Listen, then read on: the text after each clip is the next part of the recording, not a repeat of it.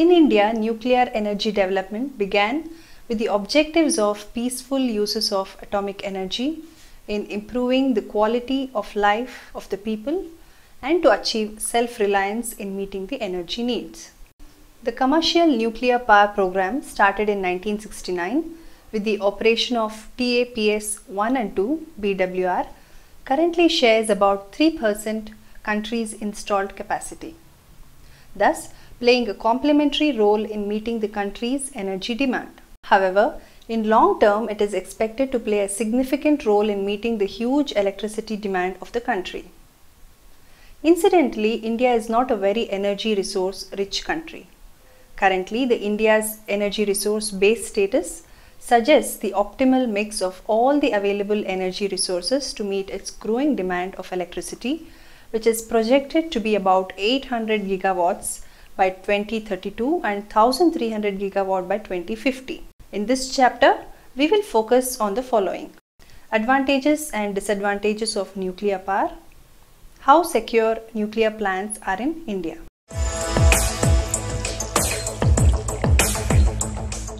The Indian nuclear program was conceived based on unique sequential 3 stages and associated technologies, essentially to aim at optimum utilization of the indigenous nuclear resource profile of modest uranium and abundant thorium resources. This sequential 3-stage program is based on a closed fuel cycle where the spent fuel of one stage is reprocessed to produce fuel for the next stage. The closed fuel cycle thus multiplies manifold the energy potential of the fuel and greatly reduces the quantity of waste generated.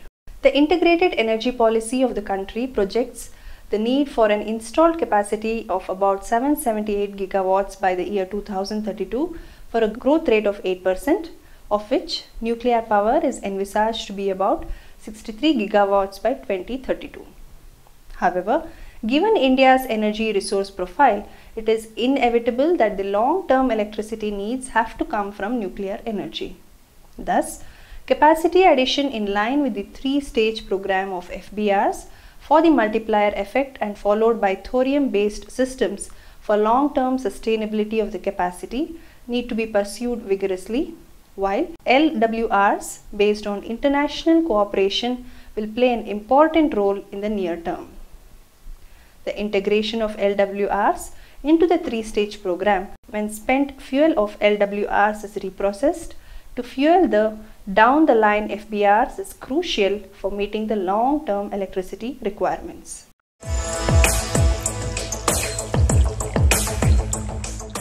The capacity addition plan in the medium term for reaching a capacity of 63,000 megawatts by 2032 envisages addition to indigenous PHWRs of 4,200 megawatts based on natural uranium, 7,000 megawatts from PHWRs based on reprocessed uranium from LWR spent fuel, 40,000 megawatts from LWRs, and the balance through 500 megawatts to 1000 megawatts FBRs.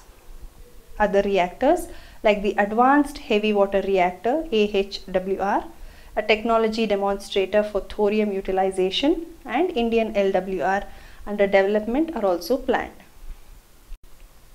Beyond 2032, the main capacity addition is expected from metallic fuel based FBRs that are currently under development.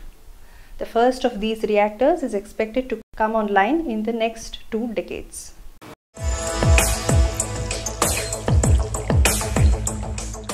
The addition of new capacity and sustaining the existing capacity are key to having a large nuclear power capacity, while other issues like infrastructure, financing, industry capacity and capability are being separately addressed. The key will be development of technology. The development of cutting-edge, safe, reliable and affordable technology is the responsibility of the nuclear community, our responsibility. Sustained and focused R&D are the underpinnings of development of these technologies. Some of the key R&D goals are: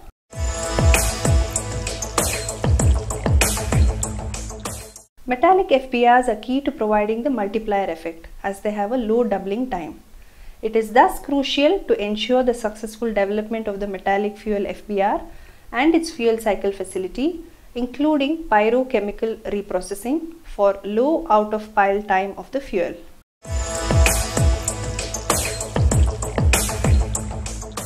The demonstration of AHWR and its fuel cycle facilitates for thorium utilization and other thorium burning systems, development of accelerator driven systems ADSs, Indian high temperature reactor IHTR, molten salt reactors, etc.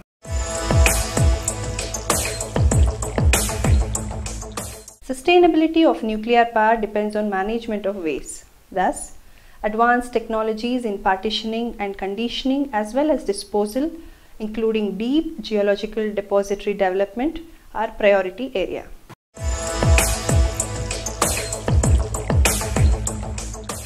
New health assessment techniques, development of better materials and manufacturing technologies, development of advanced, high burn-up, high reliability fuels, new cooling technologies for increased efficiency are the priority areas.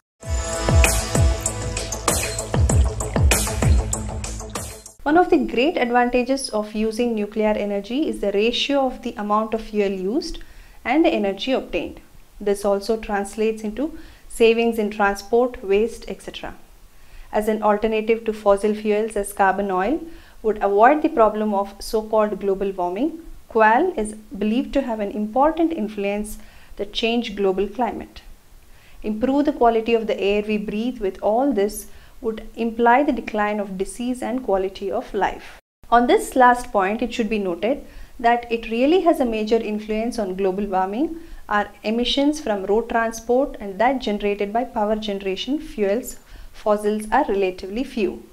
Still, one of the applications of nuclear energy, but little used, is to convert it into mechanical energy for transport.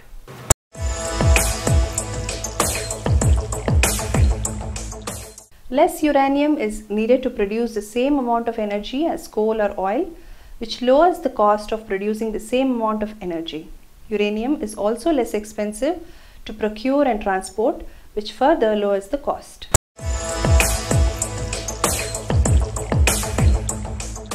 When a nuclear power plant is functioning properly, it can run uninterrupted for up to 540 days. This results in fewer brownouts or other power interruptions. The running of the plant is also not contingent of weather or foreign suppliers, which makes it more stable than other forms of energy. Nuclear power is highly reliable. It does not depend on the weather. We can control the output. It is relatively easy to control the output, although the time factor for altering power output is not as small as for fossil fuel stations.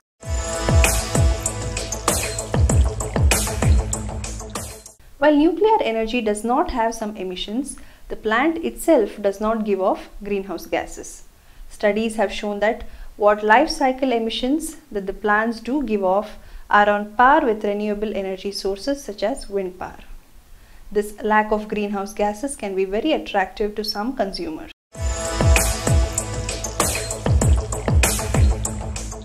Nuclear power plants don't require a lot of space. They have to be built on the coast, but do not need a large plot like a wind farm.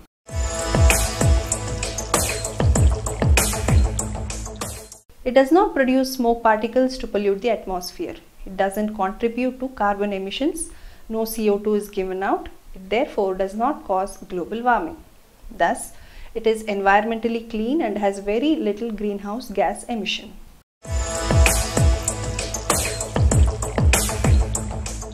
Nuclear plant generates a high amount of electrical energy for the footprint of the power plant. Nuclear energy is by far the most concentrated form of energy. A lot of energy is produced from a small mass of fuel. This reduces transport costs, although the fuel is radioactive, and therefore each transport that does occur is expensive because of security implications.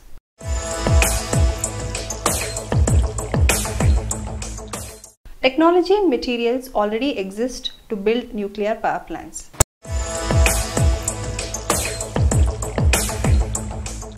Nuclear power plants does not use fossil fuels as raw materials, hence it will decrease our dependency on oil.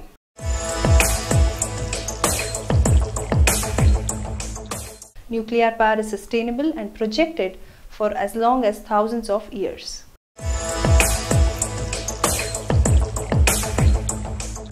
Nuclear power plants has a high safety record despite the potential consequences of failure.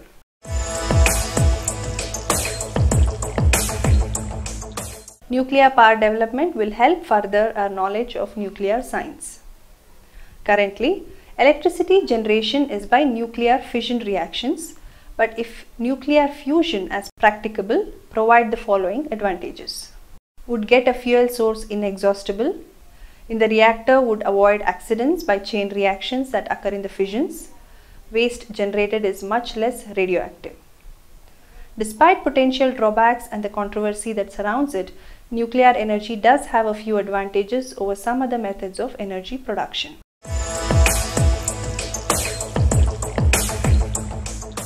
Uranium is used in the process of fission because it's a naturally unstable element.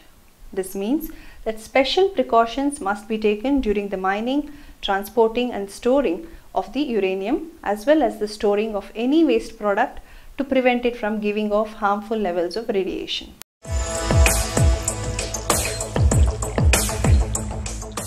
Nuclear fission chambers are cooled by water. This water is then turned into steam, which is used to power the turbines. When the water cools enough to change back into liquid form, it is pumped outside into nearby wetlands.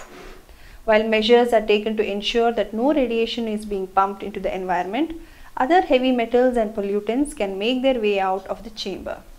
The immense heat given off by this water can also be damaging to ecosystems located nearby the reactor.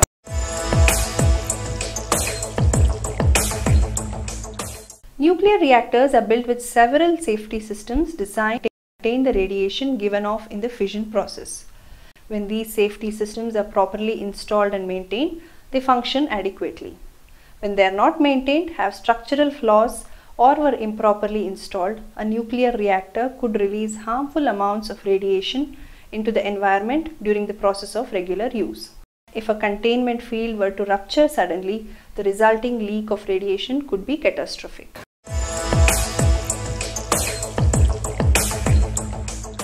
There have been several nuclear reactors that have failed and been shut down that are still in existence. These abandoned reactors are taking up valuable land space, could be contaminating the areas surrounding them, and yet are often too unstable to be removed.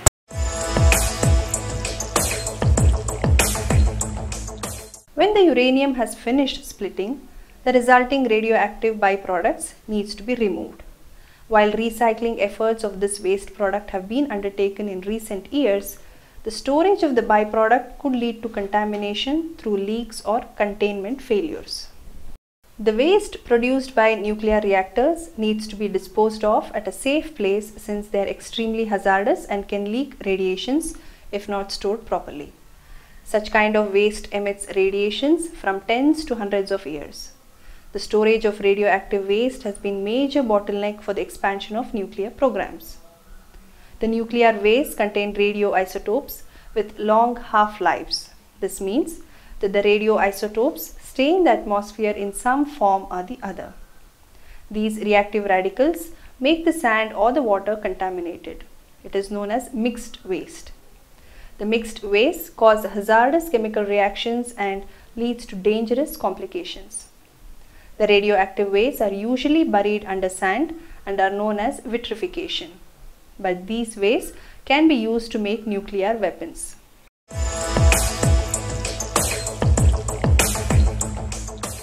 As it is radioactive, it has to be disposed of in such a way as it will not pollute the environment. It generates nuclear waste that we as of yet cannot dispose of, only store away. Nuclear waste categories. Category examples: disposal low-level contaminated equipment, materials and protective clothing. They are put in drums and surrounded by concrete and put into clay-lined landfill sites. Intermediate level components from nuclear reactors, radioactive sources used in medicine or research. They are mixed with concrete, then put in a stainless steel drum in a purpose-built store. High-level used nuclear fuel and chemicals from reprocessing fuels. They are stored underwater in large pools for 20 years and then placed in storage casks in purpose-built underground store where air can circulate to remove the heat produced. High-level waste decays into intermediate level waste over many thousands of years.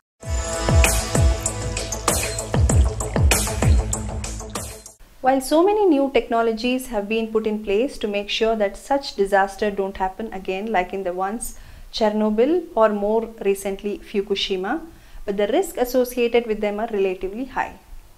Even small radiation leaks can cause devastating effects. Some of the symptoms include nausea, vomiting, diarrhea, and fatigue. People who work at nuclear power plants and live near those areas are at high risk of facing nuclear radiations.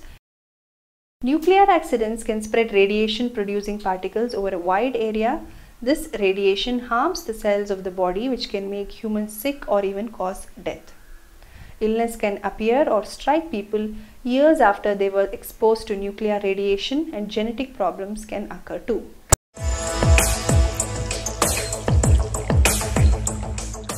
There are power reactors called breeders. They produce plutonium. It is an element which is not found in the nature, however, it is a fissionable element.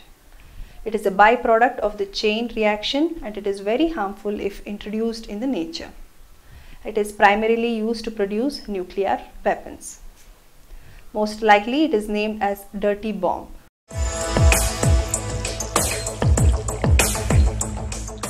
Another practical disadvantage of using nuclear energy is that it needs a lot of investment to set up a nuclear power station. It is not always possible by the developing countries to afford such a costly source of alternative energy.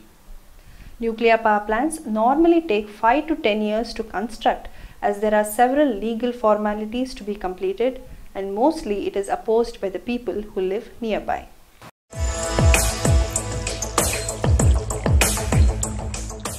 Nuclear energy has given us the power to produce more weapons than to produce things that can make the world a better place to live in. We have to become more careful and responsible while using nuclear energy to avoid any sort of major accidents. They are hot targets for militants and terrorist organizations. Security is a major concern here. A little lax in security can prove to be lethal and brutal for humans and even for this.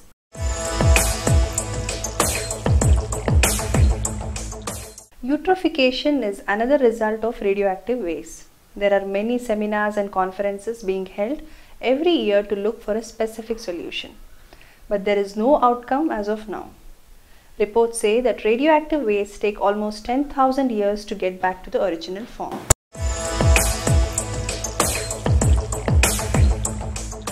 We all remember the disaster caused during the Second World War after the nuclear bombs were dropped over Hiroshima and Nagasaki. Even after 5 decades of the mishap, children are born with defects. This is primarily because of the nuclear effect. Do we have any remedy for this? The answer is still no.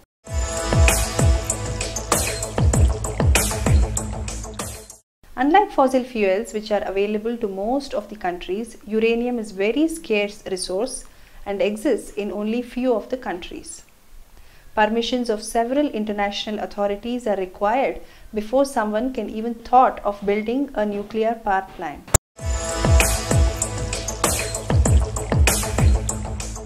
Nuclear energy uses uranium, which is a scarce resource and is not found in many countries. Most of the countries rely on other countries for the constant supply of this fuel. It is mined and transported like any other metal. Supply will be available as long as it is there. Once all uranium is extracted, nuclear plants will not be of any use. Due to its hazardous effects and limited supply, it cannot be termed as renewable. Decommissioning of nuclear power stations is expensive and takes a long time. In fact, we have not ever decommissioned one.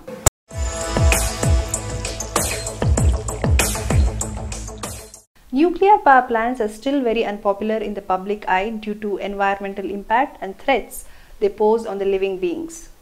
Preferred target for terrorists. Nuclear power plants creates preferred targets for terrorist or military attacks. Nuclear waste generated can be refined into weapons grade materials, contributing to nuclear proliferation.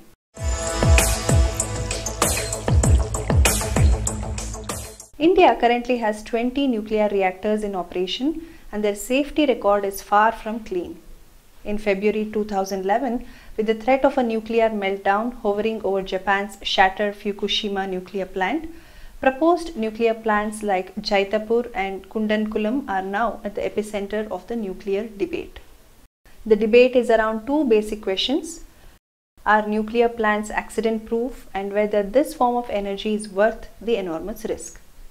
Fukushima is now the world's third major nuclear accident after Chernobyl in Ukraine in 1986 and 3 Mile Island in 1979. It has prompted a global rethink on nuclear energy. India today boasts the world's oldest operating boiling water reactors, BWRs, at Tarapur. General Electric, which built Tarapur, also supplied the BWRs that are at the heart of the Fukushima crisis. Experts forecast imminent pressure on India for shutting down the 1969 vintage Tarapur.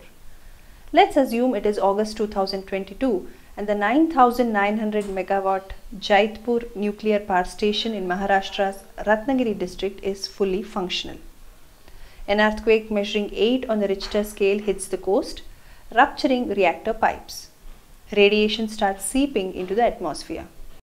There is widespread panic. The radiation rides on the southwestern monsoon winds and travels 250 km north towards Mumbai. It's a national catastrophe. There is no clear understanding of the impact of seismic activity on nuclear power plants. Two recent natural disasters, the 2001 Bhuj earthquake measuring 6.9 on the Richter scale and the 2004 tsunami which hit Tamil Nadu, occurred in the vicinity of nuclear plants. In both cases, Gujarat's Kakrapar atomic plant and the Kalpakkam nuclear reactor in Tamil Nadu shut down safely. Indian nuclear experts say these safe shutdowns are proof that the nuclear plants are safe. However, nobody will guarantee that an Indian nuclear plant can survive a catastrophic 1-2 punch of an earthquake measuring 9 on the Richter scale and a tsunami with 23-foot high waves which inundated Fukushima's coolant pumps. The Fukushima explosions in reactor buildings and fires at spent fuel ponds actually highlight two other dangers in India. The decision to build 6 or more reactors in close proximity to each park and the discharge fuel accumulating at Tarapur for 4 decades, with the US refusing to take it back or allow India to reprocess it. At least 4 of these major power projects are being built along the coast since they use seawater as a coolant. However, at least 241 of the 612 coastal districts in India are prone to multi-hazard risks like floods, cyclones, earthquakes and landslides. Activists say Jaitpur sits on a zone of high seismicity. In 2008, an earthquake measuring 5 on the Richter scale rattled windows 25 kilometers south of the site. The intensity of a seismic zone either remains the same or keeps increasing. Even if the plants are designed to sustain a large-scale earthquake, there is always a possibility of radioactive leakage from reactor joints. Experts warn of the headlong plunge into buying new nuclear reactors without site studies or using unproven reactor designs. Kundankulam was originally envisaged in the 1980s. The Indian Department of Atomic Energy (DAE) chose the site despite the fact that it is situated in the environmentally sensitive Gulf of Mannar region. This was just one of the factors driving the mass protests over the years. In India, even though plans for nuclear power remain unchanged, the Japanese example has turned further attention to the safety of such projects and has even given the government a boost on its stand over the heavily debated nuclear liability law. According to author M.V. Ramana in his book The Power of Promise, Examining Nuclear Energy in India, some nuclear projects in India have come close to disaster. Other experts contradict this claim, pointing to a lack of evidence and reminding us of the fact that the difference between an accident and a disaster is significant. The fact that there is no clear record on accidents or potential disaster at India's nuclear power plants raises important questions about the transparency of information on the issue. This opacity in India's regulatory structures in the nuclear energy sphere is something the DAE and senior officials in New Delhi will need to revisit at a much deeper level in a post-Fukushima world. Appointments of independent regulators and directors working with the DAE and corporations will need to ensure that regulations are followed to the letter to avoid catastrophe.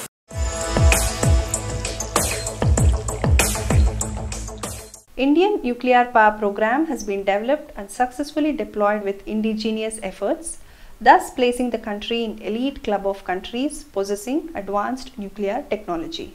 While developing and implementing the nuclear power program, the Indian industry capability in manufacturing and supply of high precision and specialized equipment has also been developed comparable to international standards. The nuclear power has come of age with comprehensive capabilities in all aspects of nuclear power and is poised for a large expansion program. The challenge is to pursue the three-stage program, develop and commercially deploy technologies for utilization of thorium and ensure the country's long-term energy security. The fruition of international cooperation will open up a plethora of opportunities in export of nuclear goods, equipment and services. The Indian nuclear power sector and industry needs to evolve faster to meet the associated challenges.